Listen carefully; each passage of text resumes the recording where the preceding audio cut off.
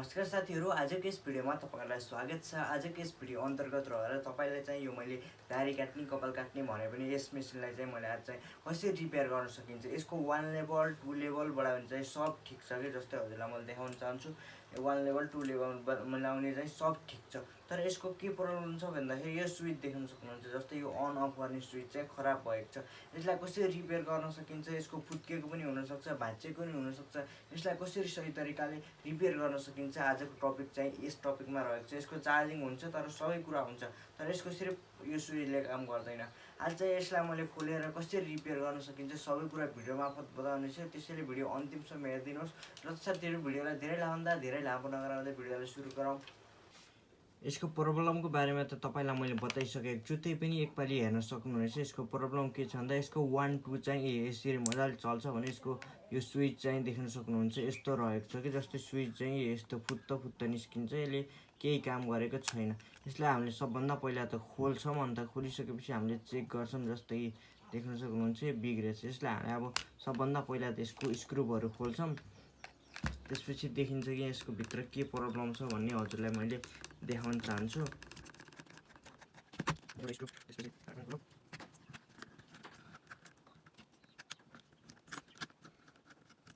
यसमा यो बिलेट रहेको छ, यसको यिनीहरूले चाहिँ यो काम गर्ने। जस्तै हामीले यस्तो भएर यसको चाहिँ यसले काट्ने मात्रै काम गर्छ। यो पनि फोहोर छ, यसलाई हामीले अलिक ब्रसले साफ गर्छौँ।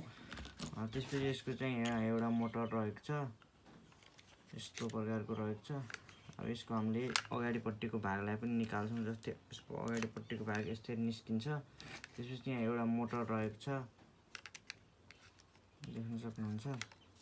त्यसपछि हामीले यसको अगाडिको यहाँबाट दुईटा स्क्रू रहेको छ, यसलाई पनि खोल्छौँ।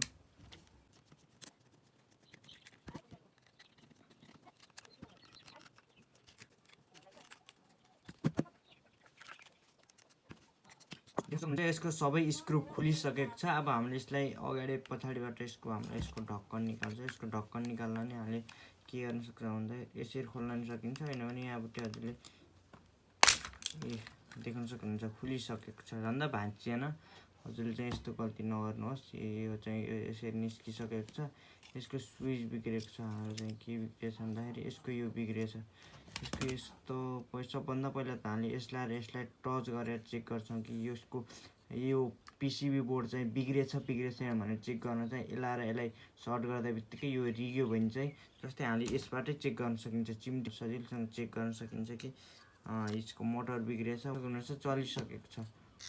हाम्रो चाहिँ सिर्फ यो चाहिँ यसको पछाडिको भागको यो बिग्रेको छ। यसलाई हामीले कसरी सल्युसन गर्न सकिन्छ भन्दाखेरि हामीले यसको चाहिँ सबभन्दा पहिला यसको यो निकाल्दिउँ, यस्तो काँटा जस्तो। त्यसपछि हामीले यसलाई के गर्छौँ भन्दाखेरि यसलाई हामीले यसरी लगाउँछौँ।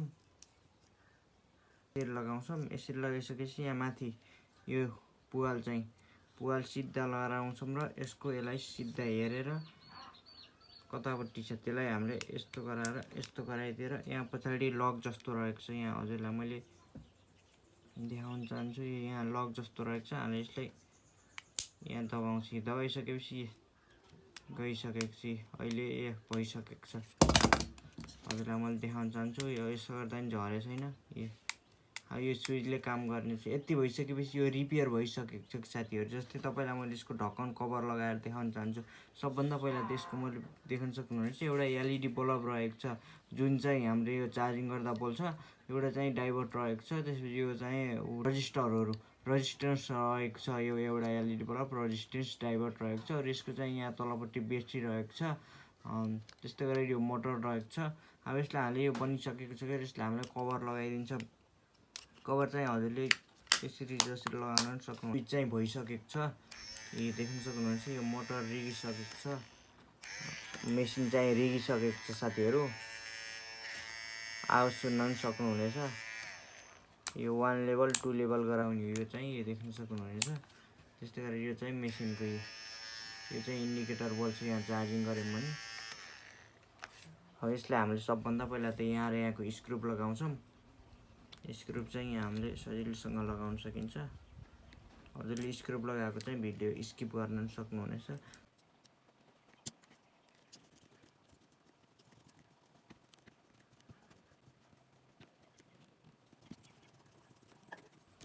हाम्रो दुईटै स्क्रुप लागिसकेको छ। दुईटै स्क्रुप लागिसकेपछि हामीले चाहिँ यसलाई चाहिँ अब फिट गर्छौँ। अगाडिको भाग चाहिँ फिट गर्छौँ। अघि जुन निस्केको थियो नि त्यो अगाडिको भागलाई चाहिँ हामीले यसतिर चाहिँ छ, यहाँ चाहिँ हामीले यसलाई यस्तो हाल्छौँ र यसलाई मजाले फिट गर्छौँ। अघि जस्तो थियो त्यस्तै गराउँछौँ। जस्तै हामीले यहाँ यस्तो थियो।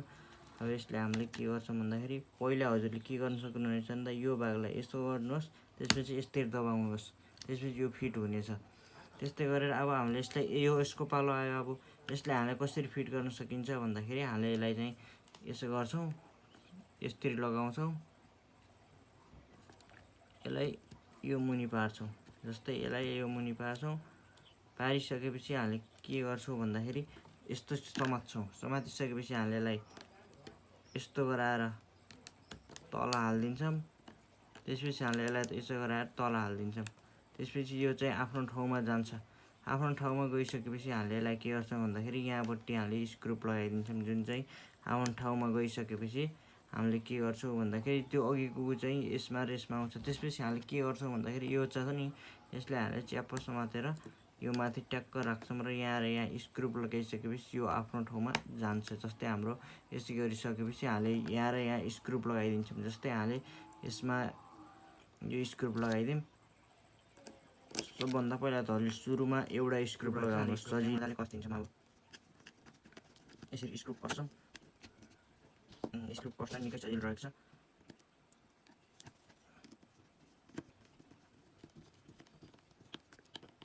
दुईटै स्क्रुप कसिसकेपछि हामी तलपट्टिको स्क्रुप जुन तलबाट झिकेको स्क्रुप पनि हामीले यसमै कस्दिन्छौँ। देख्न सक्नुहुनेछ साथीहरू, यो मेसिन चाहिँ बनिसकेको छ। जस्तै अघि जस्तो यो निस्केको पनि छैन भने चाहिँ यो चाहिँ अगाडिको स्क्रुप कसेर चाहिँ यो चाहिँ रेडी भइसकेको छ। देख्न सक्नुहुनेछ। तपाईँलाई मैले चलाएर पनि देखाउन चाहन्छु। देख्न सक्नुहुनेछ यसको सबले काम गरेको छ। जस्तै हजुरको यो चाहिँ यसले पनि अलिक माथि आछ भने अलिक तल गएको छ, अलिक माथितिर आछ, अलिक तलतिर गएको छ। हजुरको चाहिँ यहाँ देख्न सक्नुहुनेछ। यहाँ 1 लेभल 2 लेभल पनि लेखेको छ। यो अहिले 0 मा रहेको छ। 1 लेभल 2 लेभलसम्म मात्रै रहेको छ। हामी मेसिन चलिसकेको छ। भिडियोबाट केही नलेज पाएर तपाईँ लाइक गरिदिनुहोस् र च्यानललाई अझैसम्म सब्सक्राइब गरिदिनु भएको छैन च्यानललाई सब्सक्राइब गरिदिनुहोस्, किनकि हजुरले यस च्यानलमा यस्तै टेक्निकल रिपेयरसम्म